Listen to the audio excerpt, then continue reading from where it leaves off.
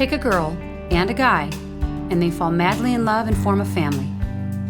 Sprinkle in some counseling degrees and a doctorate, a dream of transforming relationships as we know it. And 20 years later, we give you power couple Dr. Ray and Jean Kadkodian. And this is their podcast, Couples Synergy. Welcome back to another episode of Couples Synergy with Dr. Ray and Jean. Hi, I'm Dr. Ray. And I'm Jean, and this is our podcast about love, marriage, and relationships. Be sure to check us out online at couplesynergy.com or on Facebook and Instagram at Couples Synergy, and please subscribe to our podcast and leave us a review. Or send us any suggestions on topics you'd like to hear more about. And now on to Couples Synergy, an in-depth look at love, marriage, and relationships, where we bring you our experience helping thousands of couples transform their relationships for over 20 years. You know, everyone says you should work on your relationship. They do? But nobody teaches us how. No, they don't. So we've created this podcast to teach people what they can do to create the relationship they've always dreamed of. With the partner they fell in love with. Hello, partner. Hey, partner. How you doing? Well, I'm loving you. Partner, because we're in Colorado now. Yeah. Right? We could say partner or y'all. So, you know, I was playing Solitaire the other day. Yeah. And I've been playing Solitaire my whole life. And for people that don't know what that is, it's a card game you play by yourself. I think a lot of people know what Solitaire is. Well, I would guess your parents don't. Okay. So there are people that have not been exposed to those things. So, you know, as a kid, you'd play with a real deck of cards and you'd, you know, deal them out and you would try to win. Mm-hmm. And winning means you put them in order, ace through king in all their suits. Right. So when you would win or when you would lose, you wouldn't know if you lost, if it was potential that deal could have won.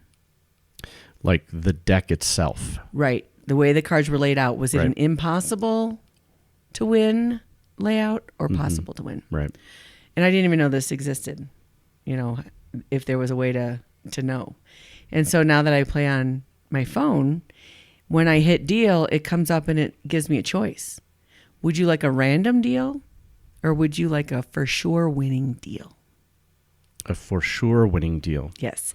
For sure the cards are going to be laid out in a way that it can win. There's a way. Unless something happens? Unless operator error.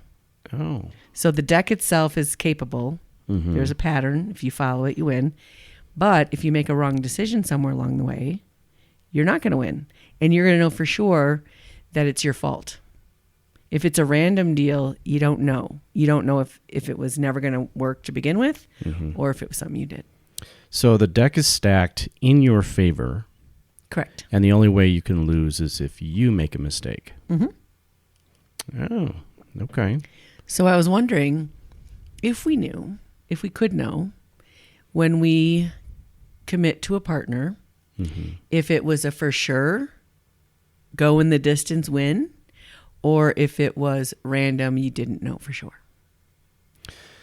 Yeah. So those are people that are, you know, that we meet with and they question whether the relationship is doomed from the start or whether they have what it takes to be successful. Or they have what it takes, but they believe it's doomed because they don't know. And I thought that was a really interesting topic. Like, what would you choose? Would you want to know? Would you want a random marriage or a winning? Is it really not marriage? Like not marriage. Potential. Random commitment. Like you don't know if this commitment is going to stick or not. Mm-hmm.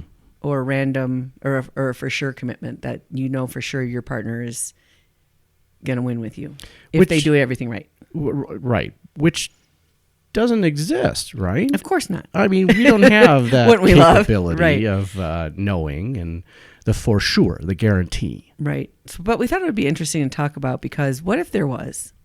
Yeah. Would you want to know? Would you want to know that the only reason your marriage is ending is because you messed up somewhere? That you made a mistake. For sure. One of the two of you or both. Right. And it's usually both. So we would have to then define what would be a winning, quote unquote, winning marriage. Mm-hmm. Right. Right. So what does that look like? Does it look like a couple that stays together and doesn't get divorced? Possibly. Yes, I think that's one of them, one of Yes. the definitions. I think it's not the only definition, right? Correct. Because there are a lot of Correct. people who stay together that have very dysfunctional marriages. Right. So that's one element. Mm-hmm. Okay. What else would be a winning marriage? I think there has to be happiness. Of course. Mm-hmm. Personal happiness and happiness together. Mm-hmm. Okay. I think there needs to be a fondness or a, likability part of it. You have to like your partner. Right. Like is an interesting word because we can fall in and out of like. Mm-hmm. Because Yeah, because sometimes I don't like you. what? Yeah.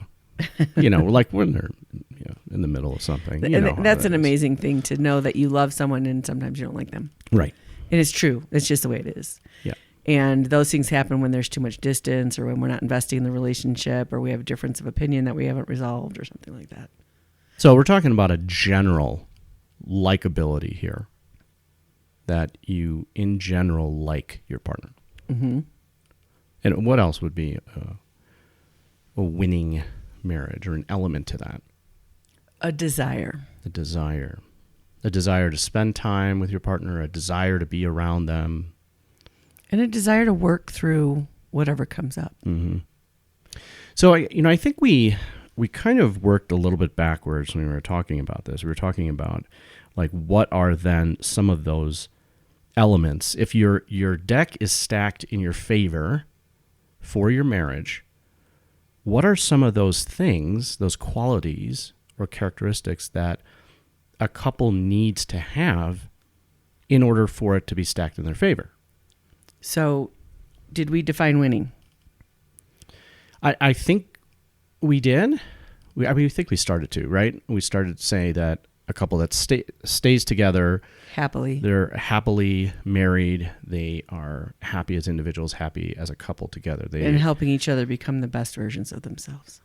Right. And that they like each other and they have a desire to So be I around think each those other. go into the next category of what are the things that contribute to that winningness. Mm-hmm. And I think we're talking about two different wins, right?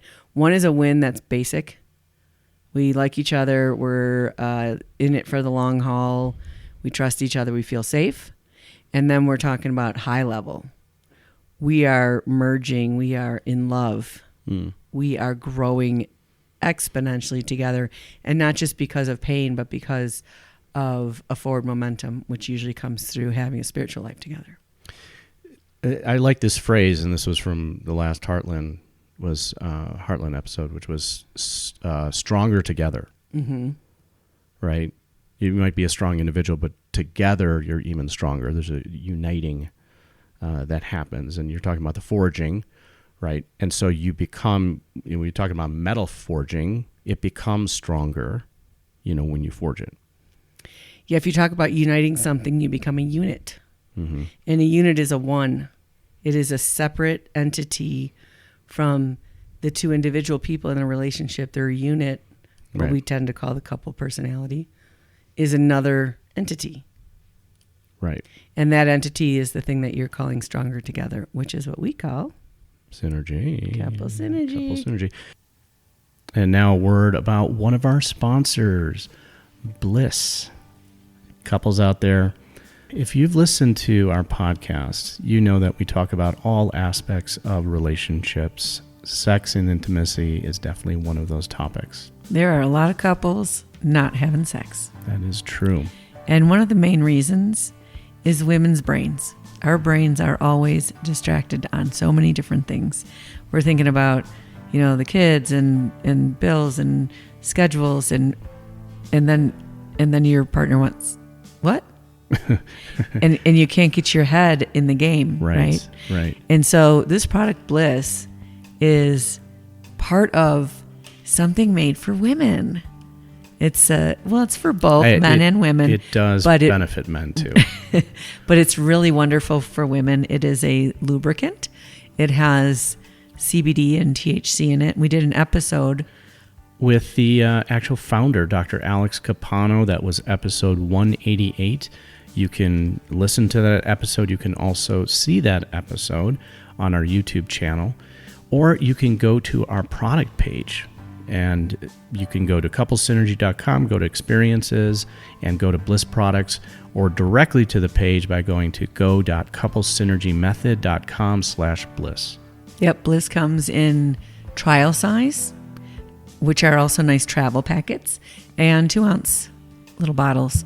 So I would really, really want you to check it out because you know you deserve it, and it feels good to have a sex life. It feels good to be with your partner in bond. And one more way that helps us get there, I think is a good thing. Bliss.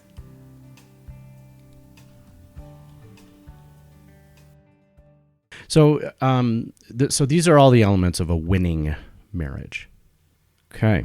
So then, What are the basic what things are you the need basic things you need to have a basic win? Basic. You're so basic. So, yeah, what are some of the elements? Willing to work on it. Mm-hmm. Right? That a couple is willing to work on it. There's going to be ups and there's going to be downs. There's going to be challenges along the way. And as long as both people are willing to work on it, then they can overcome those challenges. Right? There's always an opportunity to overcome a challenge. There's no shortage of creative ways to understand something, think about something, redefine something, renegotiate something. The problem is in the willingness. Yeah. Right. Mm-hmm. And, you know, couples face so many different challenges along the way. Absolutely. And there may be challenges like something really big, like infidelity, right? Is that a challenge that a couple can overcome? Yes, it is. But both people have to be willing to work on it. And that's where it is, the willingness. Right. Maybe one partner says, no, I'm not willing. Right. You know, I can't do this. The second one is flexibility. Like and yoga? No. Flexibility and the openness to change. Yeah. That's always a really tough one because as individuals, we don't like change so much.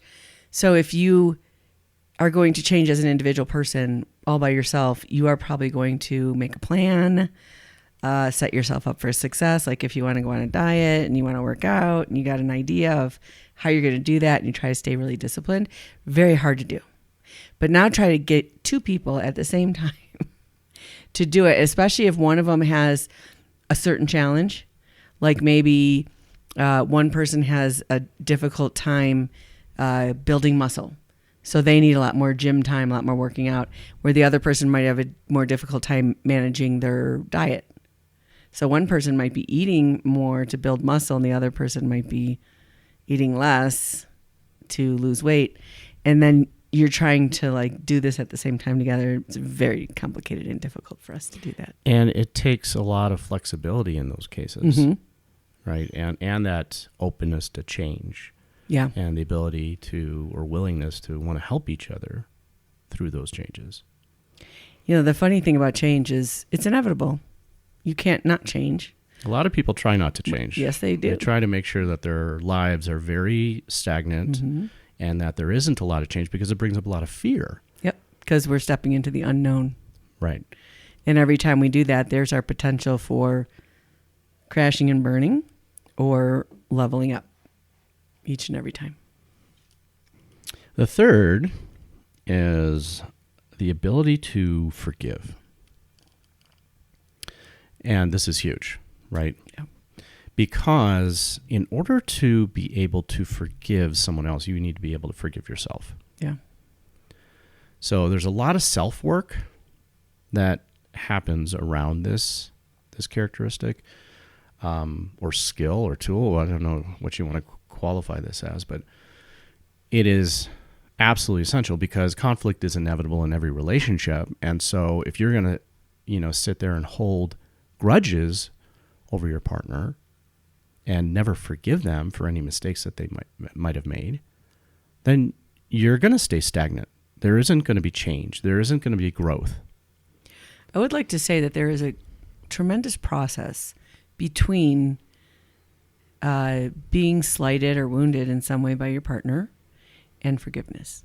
It isn't just, okay, you came home late for the 4th time this week, I forgive you.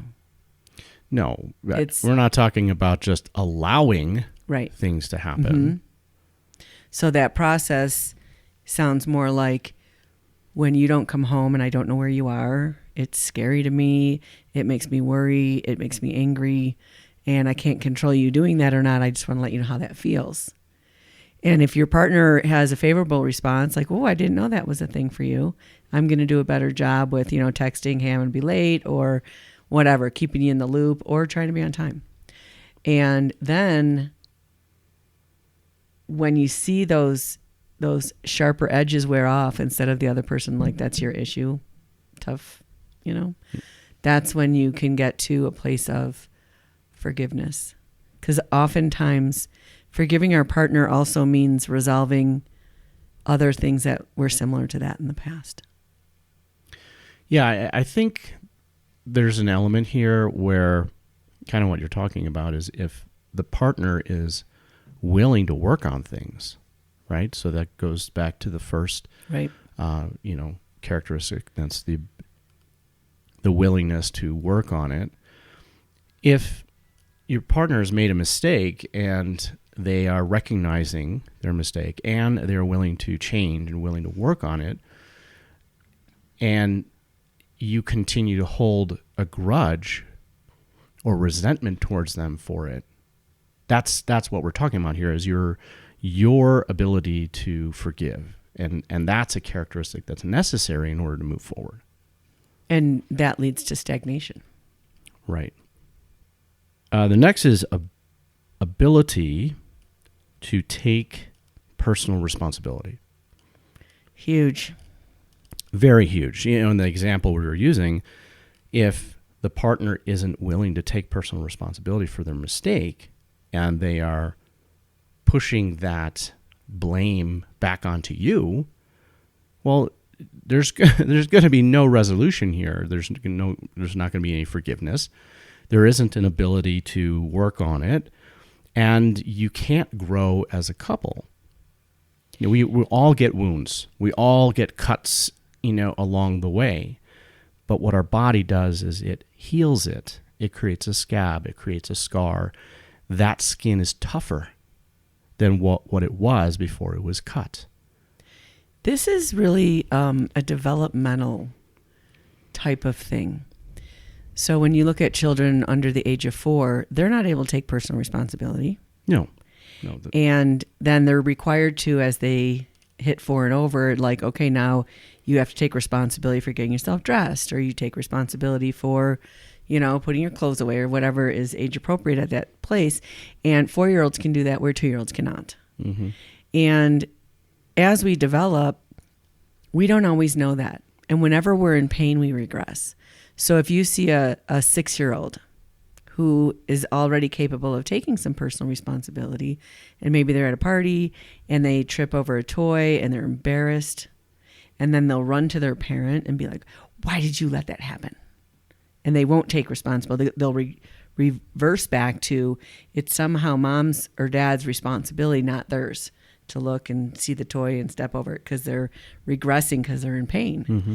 And that's what we do in relationship. When we're in relationship and we get hurt, we think if my partner would just change, I wouldn't get hurt anymore.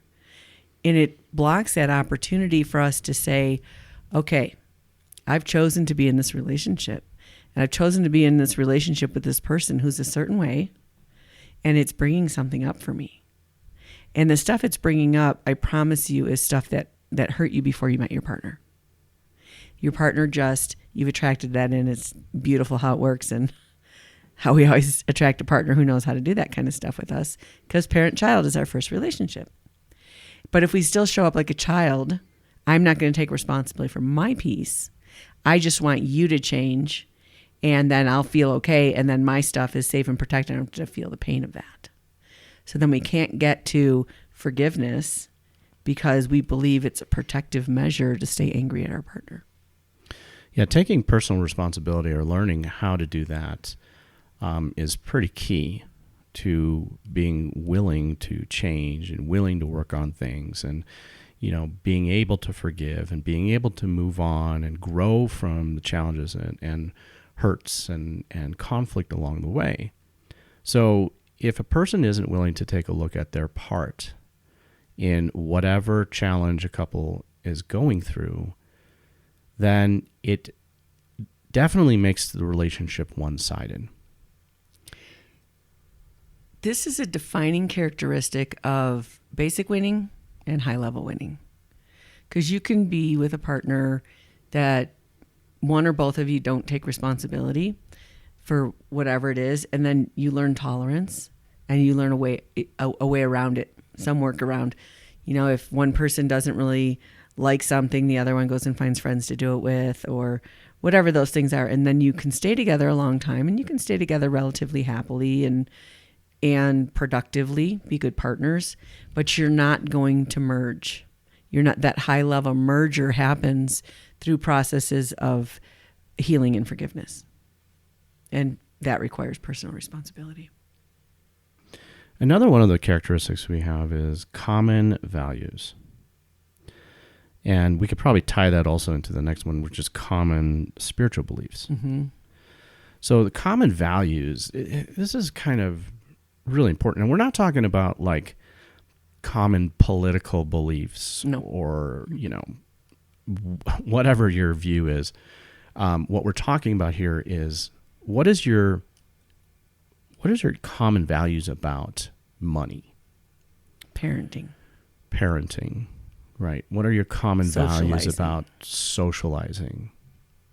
What is your common values when it comes to work and work ethics? Mm-hmm.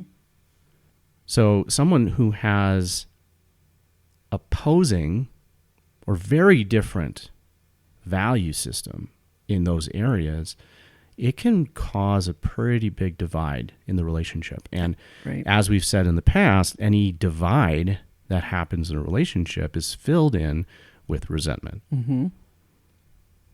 And it's not like either one of the people are right or wrong. It's that they don't have a common, right? Right. So we've never seen like the perfect formula way to set up a relationship. Each couple chooses those things on their own, chooses things like how much time they spend together, or if they travel separately, or if they have one stays home, one goes to work, however it fits, however people figure that out.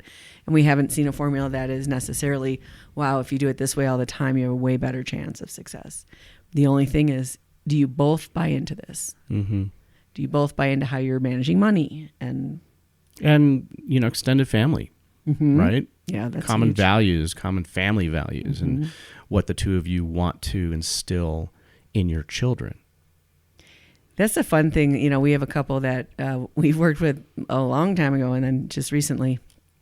And she has a very distinct cultural experience. And she really believes in the right way to do something. Mm-hmm. And this concept of flexibility, or that her partner would offer an alternative, correct way of doing things, it's so mind-opening to her whenever she's like, I never thought about it that way.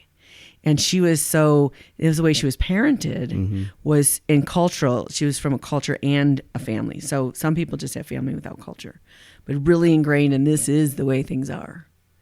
And she married someone outside of the culture who has a different opinion. And that's the beauty of being in a relationship, is creating that unit way, the us way, which will be influenced by both sides and hopefully be the sum total of all the best parts, which, what do we call that?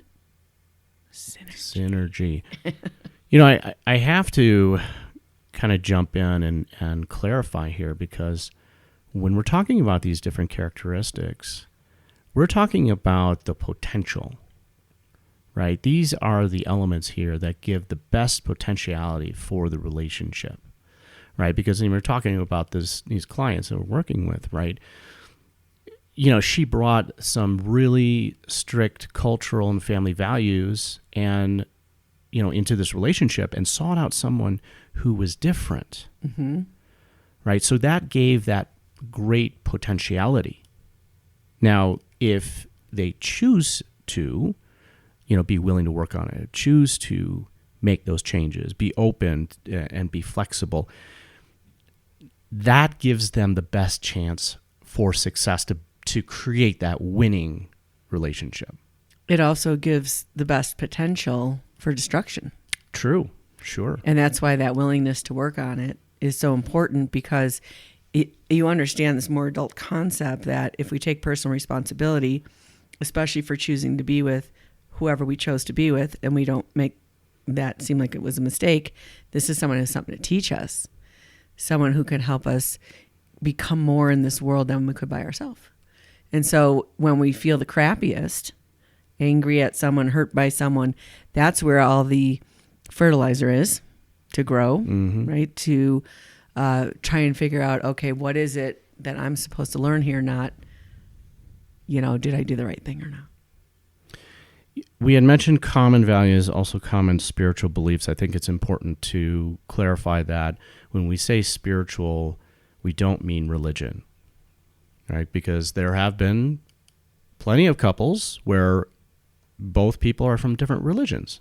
Right. But that doesn't mean, that they're challenged, And a common spiritual belief can be atheism. Correct. Right. So, it is about a spiritual belief. It is the belief of something greater than yourself.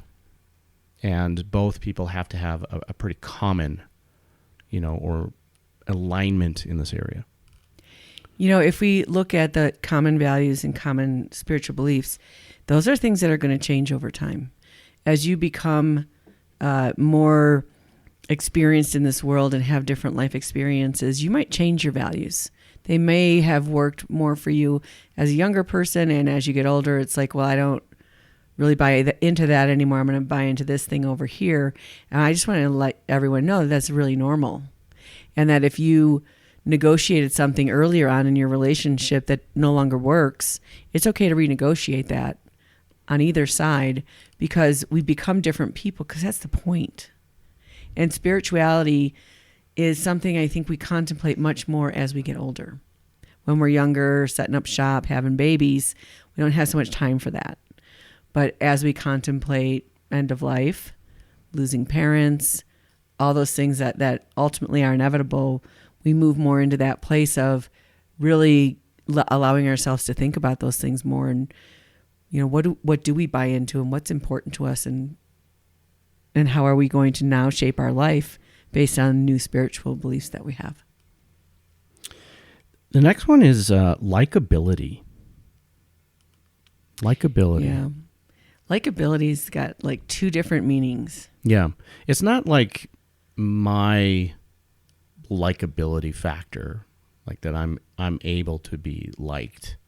I think that's one part. That's one. Sure, that's one part. But it's, if I didn't think you were likable, right, that would be a problem. I mean, how could I not be likable? And when you hear a lot of contempt, they've lost their perception of their like of their partner. Mm-hmm.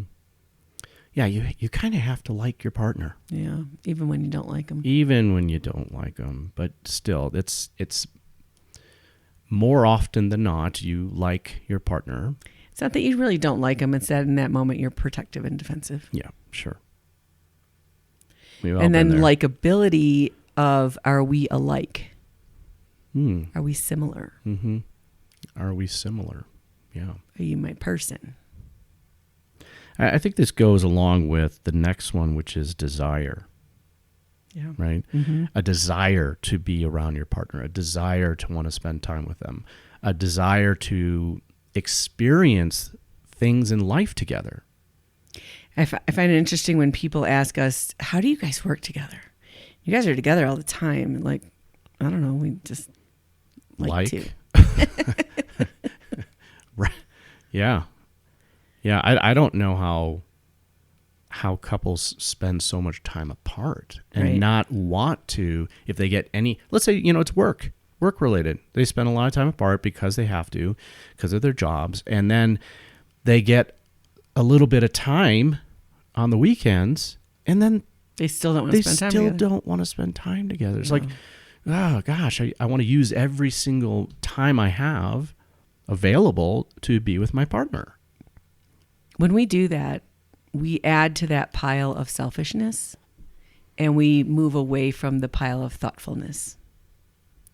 when we don't spend enough time with our partner, then we just get concerned with our own stuff and taking care of ourselves, and doesn't matter because there's not enough investment for there really to be a loss. Yeah. The next one is common energy level. And so if you have someone who is more of a homebody, and really kind of more sedentary, and then you have another person who's just always on the go and it's got to be out, with people, that can be pretty challenging. Yeah, I see that a lot with if one person in the couple is very committed to whatever it is. It might be video games, it might be crafting, it might be something that is all on their own that their partner can't really join them with, and they want to do that for long periods of time, and the partner's just kind of waiting and wanting to do other things. And those are especially if they maybe sleep a lot or just don't get dressed very quickly. Or I was going to say, like, the video games, I see that more as common values, common interests.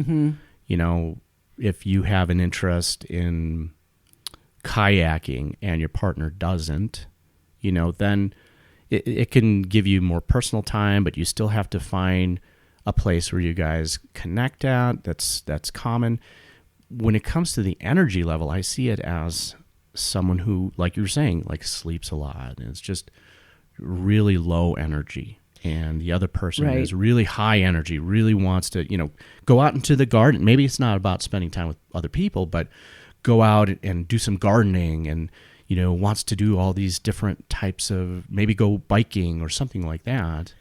Or you make a decision that you're both going to go to town because you have to vote or you have to do something, right? And one person's like ready to go and the other person, well, let me just finish this, let me just do that, or they'll take their time. And then the original plan falls apart because there's no more time left to do it. And I think we're not talking about people who change along the way. I mean, let's say someone has a physical, limitation or some type of, diagnosis that contributes to this loss of energy. And now there's a shift and change in relationship. This is an obstacle. This is a challenge that both, people have to learn how to rise above that. What we're talking about is right from the beginning. In the beginning of the relationship, if the two of you are so on opposite ends of the spectrum of energy level, then this is going to be a constant thing in the entire relationship. And a body in motion stays in motion. Body at rest stays at rest. So sometimes that can happen when someone goes through maybe a sickness or something else, maybe loss of job. And then they get into this habit of being more sedentary or being less social. And then it's harder to get back up and do that. But once you do that, then you're fine again, right? And so it's that idea of a body in motion stays in motion. And if you haven't been in motion, it's going to be a little oomph to get there. And then you can figure that out. But again, that goes back to common values and desire. Do you want to do this? So the last one, or last two really, are pretty big ones. And it is something that we're also going to address in a separate podcast. And these characteristics are sexual attraction, which is very important in the beginning of a relationship, and the attraction force, which is a very interesting concept that we've been talking about here together. Sexual attraction, if you are not sexually attracted to your partner in the beginning of a relationship, that's not something that is just going to spontaneously happen over the course of a relationship. Well, let's leave them with this because we're going to go into this in the next podcast or maybe 2 or 3 down. So to attract means you are attempting to get someone's attention, favorable attention, right? And either by being likable or sexual. Attractive means you find someone attractive. Sexually attractive is I would like to have sex with that person. Mm-hmm. But attraction means there's a force that bring two things together. Right. And that attraction force. That attraction force is love. And if there's no love, you can still be attracted to someone. You can be sexually attracted to them. But if there's not that force and there's not attraction, it does not lend to a deck stacked in winning. This attraction force is what we've encountered in interviewing couples when they talk about the first time I saw my partner, I knew that this was my person. Right? It wasn't, oh, I want to have sex with that person. You know, there might have been the sexual attraction also, right? But in addition, there was this attraction force, this something, this energy that was between the two of them that you didn't have to create, you didn't have to ask for, it just existed. And when you find someone attractive, or you try to make yourself attractive to attract someone, that can bring something together, but then it just goes away because it doesn't hold it together. And I think it comes from a place of lack. It comes from a place of lack. It comes from a place of, I feel lonely or desperate or need reassurance that I have, value. And then we attract that in, and it's in a way that feels like a void, where attraction, it's never enough. Right? Attraction pulls you. It pulls you to that thing. You didn't try to go get it. Yeah. So we'll talk more about that in another podcast. Yeah, absolutely. So we want to thank you for joining us today on Couple Synergy. Our passion is in helping couples and people have happy and healthy relationships. And this podcast gives us a fun way of bringing our knowledge and expertise to you, our listeners. For all of you listening, please let us know how you enjoyed the show. If you have any questions, comments, or topic suggestions, please email us at contact@couplesynergy.com. If you'd also like to be guests on our podcast, also email us at contact@couplesynergy.com. For more information about Couple Synergy and our programs such as Relationship 101, our home study course, the Couples Weekend Intensive, and our premier coaching program called Couple to Couple, look us up online at couplesynergy.com. And if you know someone who could benefit from this episode, please download it and share it. And thank you for listening. Until next time, synergize your life and synergize your love.